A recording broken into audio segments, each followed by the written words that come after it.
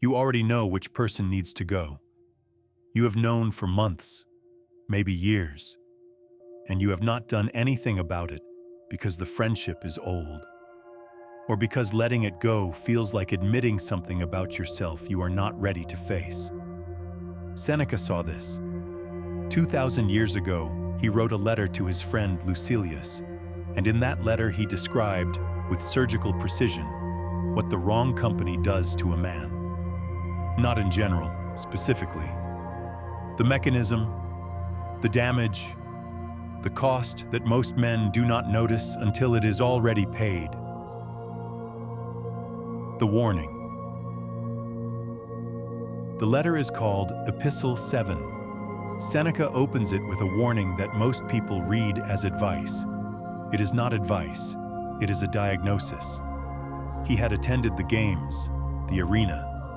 He came back a worse man than when he left.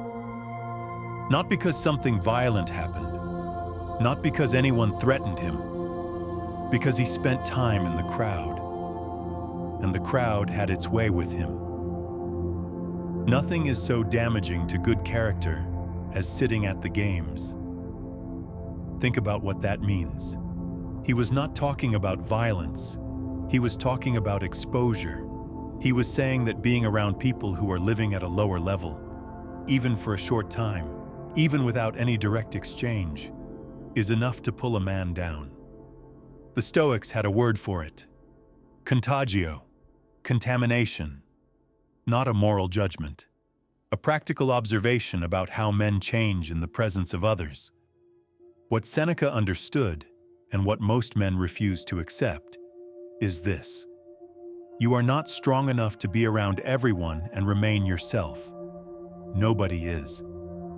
The wisest man in the room is still pulled by the gravitational force of the people around him.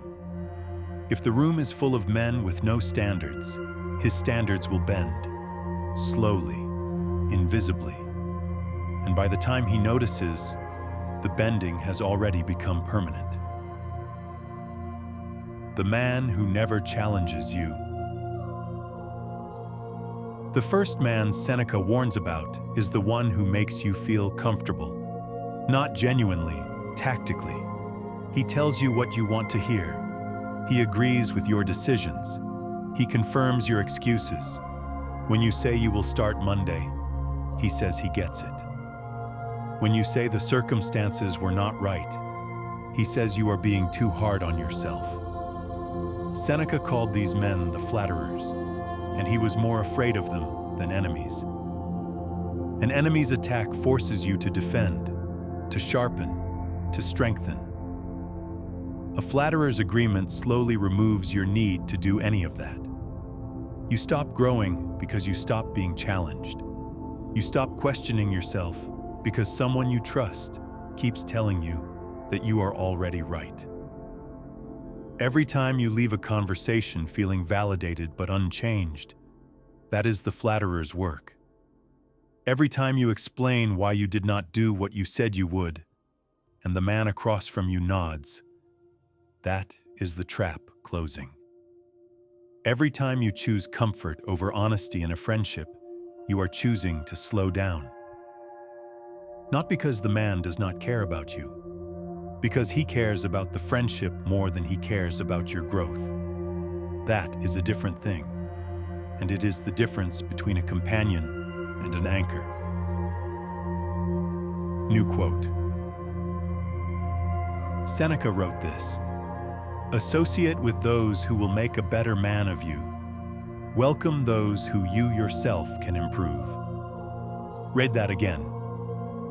Associate with those who will make a better man of you, not those who make you feel better about the man you already are. The distinction seems small. The results are not. The man who poisons with his problems. The second man is easier to identify, harder to cut.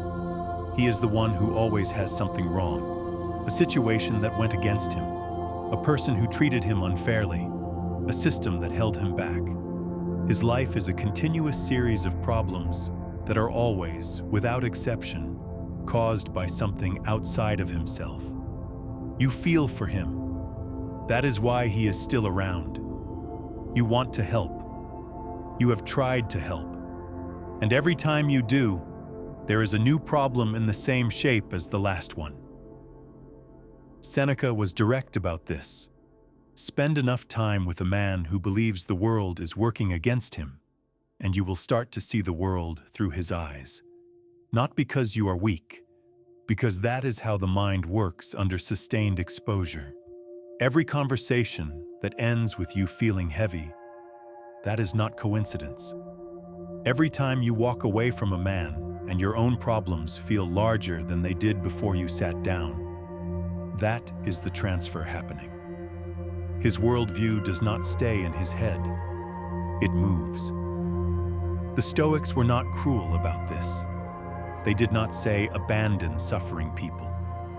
They said know the difference between a man going through difficulty and a man who has made difficulty his identity. One needs time. The other needs something you cannot give him and will drain you trying. Seneca went deeper than this. There is a third type of man he warned about. And this one is the most dangerous, because he is the hardest to see. If this is already hitting close, stay with it. The third one is where most men finally recognize what has been happening. The man whose ambitions have gone cold. The third man does not flatter you. He does not complain. He is stable, comfortable, and somewhere in the last few years, he stopped wanting more. He tells himself he is content. He has made peace with where he is. And when you talk about what you want to build, what you want to become, you can see, for just a moment, something close to discomfort cross his face. He will not tell you to stop. He is too wise for that. But he will question the timing. He will raise the risks. He will remind you how many people try these things and fail. His concern will sound reasonable. It will sound like care. It is not care. It is projection. A man who has stopped growing does not want to watch you grow. Not because he is a bad man. Because your momentum is a mirror he did not ask to look in. Every step you take forward is a question he cannot answer about the steps he stopped taking. Seneca wrote about this with unusual precision. He said a man who has abandoned progress is dangerous company for a man still in motion, because the pull of stillness is stronger than it appears, and the man who has made peace with not becoming more will, without intending to, make peace with you doing the same.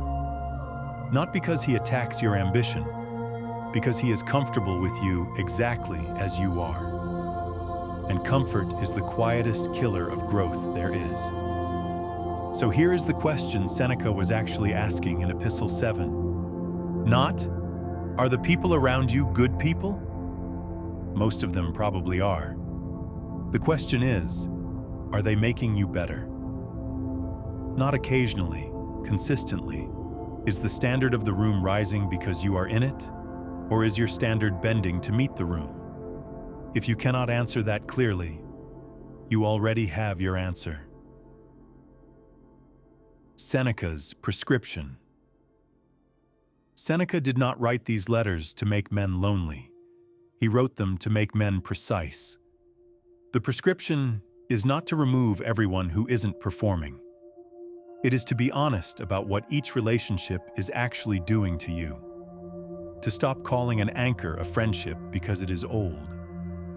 To stop calling a flatterer a loyalist because he never disagrees with you.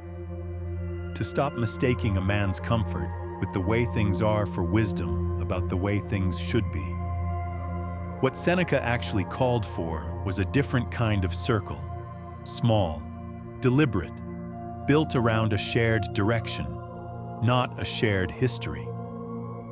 Withdraw into yourself as far as you can with those who will make you better. Receive those who you can make better. Two types of people. Those ahead of you who pull. those behind you who you carry forward. Both relationships have direction. Both relationships move. The man who validates without challenging, cut the depth of that relationship. Keep the warmth. Remove the dependency. The man who contaminates with his helplessness. Help from a distance, not from inside his story. The man whose ambitions have gone cold. Love him from where you are going, not from where you are both standing still. None of this is cruelty. It is precision. And Seneca believed that precision about who you spend time with is not optional for a man who intends to become someone. Your time is not unlimited. Your attention is not infinite. And the people you give both to, they are shaping you whether you acknowledge it or not. The only question is whether you are choosing the shaping or just letting it happen. Follow the Quiet Stoic for daily Stoic